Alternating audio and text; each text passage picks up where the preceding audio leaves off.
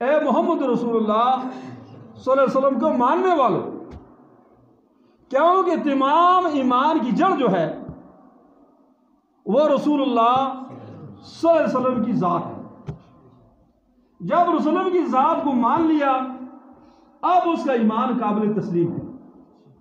अगर वो रसूल सल्लल्लाहु अलैहि वसल्लम की ज़ात को नहीं मानता, दीगर अमालियात को बड़ी किताबें में लिखे, बड़े दर्स भी दे, बड़ा उसको गुर भी हासिल हो, लेकिन कुरान उसको ईमान वाला तस्लीम नहीं करता। गोया साहिब ईमान होने के लिए जो बुनियाद है, जो नुक्ता है, वो क्या है? वो मोहम्मद रसूलुल्लाह सल्लल्लाहु अलैहि वसल्लम की ज़ात या निशान। तो रसूलुल्लाह सल्लल्लाहु अलैहि वसल्लम की ज़ात ईमान का मरकज़ और महवर है। तमाम ईमान जो है वो रसूलुल्लाह सल्लल्लाहु अलैहि वसल्लम की ज़ात के गिर्द घूमता है। तो इसलिए आमनू से मुराद वही लोग होंगे जो मोहम्मद रसूलुल्लाह सल्लल्लाहु अलैहि वसल्लम को पूरी सिफात के साथ मानने वाले होंगे।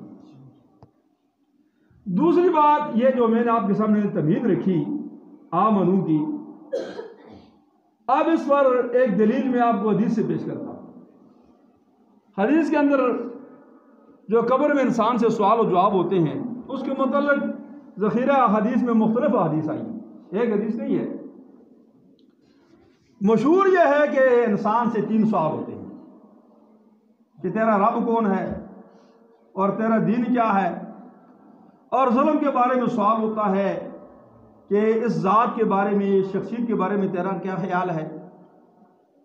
लेकिन जिस हदीस में ये 3 सवाल तरतीब के साथ आते हैं, उस हदीस में एक और भी आगे इजाफा है कि जो आदमी इन 3 सवालों के जवाब पूरी तरतीब के साथ दे दे, कामयाब हो जाए कि मेरा रब अल्लाह है, मेरे दीन इस्लाम है, और ये शख्सियत रसूल सल्लल्लाहु अलैहि वसल्लम का जो चेहरे मुबारक दिखाया जाएगा, तो वो कहेगा कि ये मेरे आका व मौला हज़रत मोहम्मद रसूल सल्लल्लाहु अलैहि वसल्लम हैं।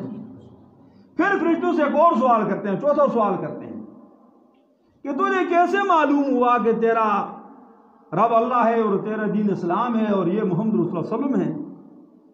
तो ये बुखारी की रवायत है, उसमें यूँ आता है, फरमाया कि चौथा सवाल जब फरिश्तों से करते हैं तो फिर वो कहता है कि किरातो किताबुल्लाह, कि मैंने अल्लाह की किताब पढ़ी थी, अल्लाह की किताब की वजह से मुझे इस बात के लिए हुआ। तो वो बुखारी में उसके यानी 4 सवालात का जिक्र आता है। इस तरह मुस्लिम के अंदर भी आता है, लेकिन मुस्लिम के एक और हदीस के अंदर सिर्फ ये आता है कि कब्र में एक ही सवाल किया जाए, और ये भी बड़ी सही हदीस है। फरमाया बस एक ही सवाल होगा, और वो सवाल जो होगा वो सिर्फ रसूलुल्लाह सल्लल्लाहु अलैहि वसल्लम की ज़ात के बारे में।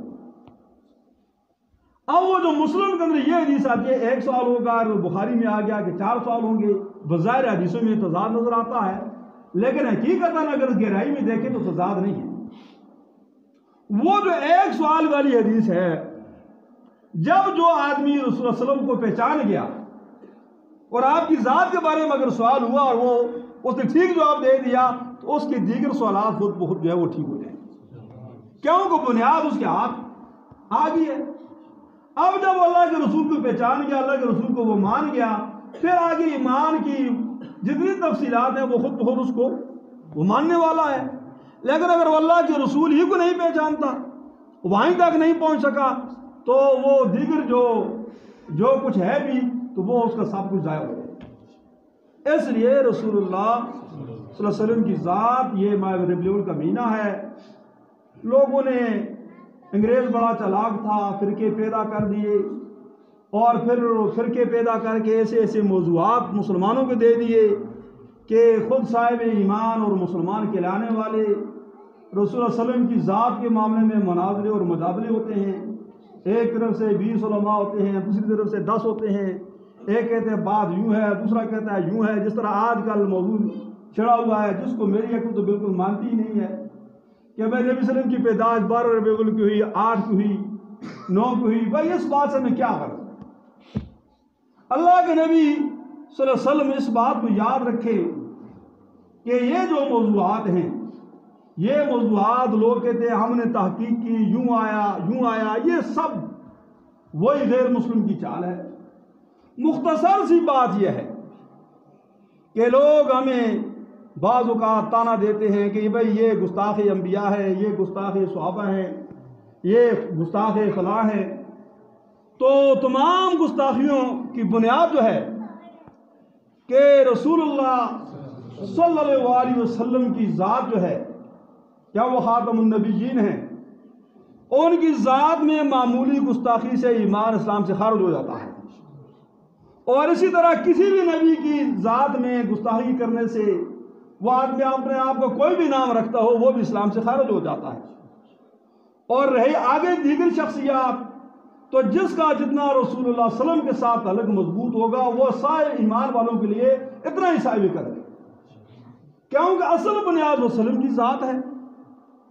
तो रसूलुल्लाह सल्लल्लाहु अलैहि वसल्लम की शान में गुस्ताखी करना, तो बेअदबी करना तो बड़ी दूर की बात है। लेकिन इस बात को आप जान रखें, आपने पहले यह बांध लें।